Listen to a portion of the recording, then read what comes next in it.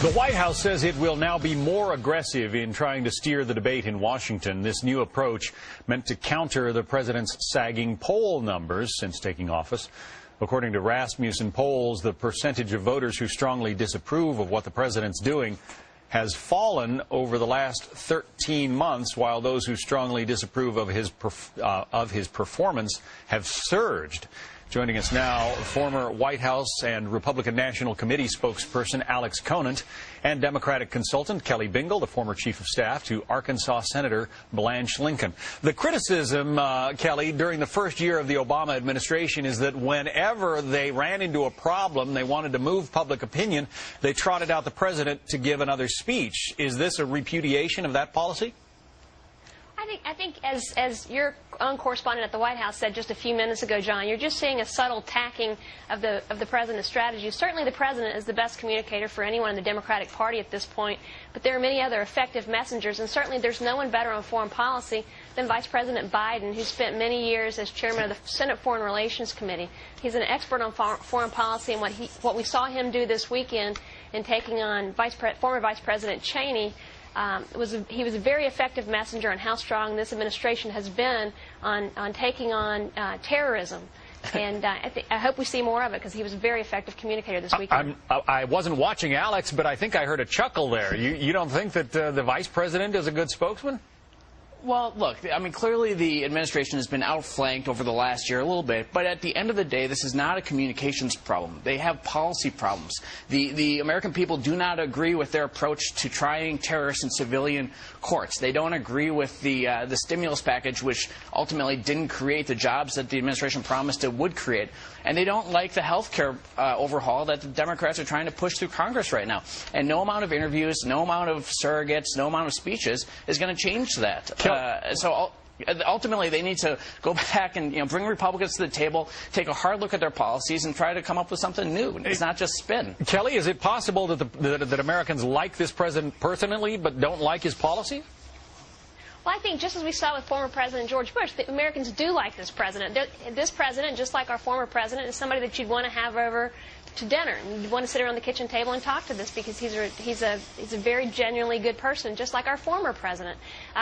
Certainly, we've had some challenges in this past year with some of the policies that the Democrats have been working on. But none of us can forget the fact that the economic problems that we have were problems that we inherited from the previous administration. So we've all had a difficult financial year, but I think we're going to see in the year 2010 our economy is going to continue to pick up.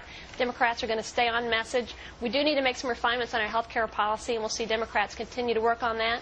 We also need to see some improvements in our job numbers, and I think some of the policies that this president has been advocating are going to be very effective. We're going to continue our focus on green jobs and on getting Americans back to work. Look, no doubt a lot of Americans would like to have the president over for dinner, but they want to be able to put food on the table first and foremost. And the problem is that this administration's policies, the stimulus that didn't work, cap and trade, the health care overhaul, the promise of higher taxes later this year, are hurting taxes, Alex. Well, sure, they're going to let the Bush tax cuts expire, and with these monster deficits, he's now open to taxes on the middle class. Which was budgeting gimmickry. 10 years ago, the former president pushed through tax cuts that he knew would expire.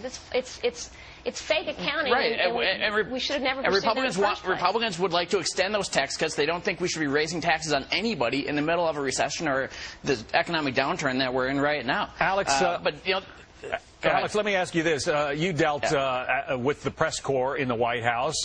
Is it possible that some of this president's problems are simply because he is trying to bypass the White House press corps and take his message directly to the people, and that offends some of the, Helen Thomases of the world who've been there forever? I think for the most part, the White House press corps does as good a job as possible covering the president. But the president does need to speak to them. It went 6 months without a press conference. That's rather unprecedented.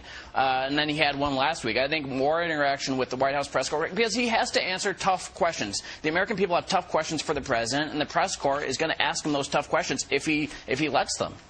Kelly, what about that? Should the president continue to try to bypass the press corps, go straight to the people, use the Twitter and some of the other newer techniques that this White House is trying to employ? Well, the fact is that people communicate in so many different ways than they have, under previous administrations. So, communicating with people online is a very effective way to communicate with folks. I don't think he's intentionally bypassing the press corps as much as he is intentionally trying to communicate with folks in all the different ways that we see folks now communicate. And the fact is that my 80-year-old mother gets a lot of her information via the internet now, and so he's communicating effectively in the ways that people receive information. All right, let me just. Robert Gibbs is now on Twitter. He's following me. I'm glad he's following me. But the reason that the White House is down in the numbers is not because of a lack of Twittering. All right. Alex Conant and Kelly Bingel, good discussion. Thank you both. Thanks. Thank you, John.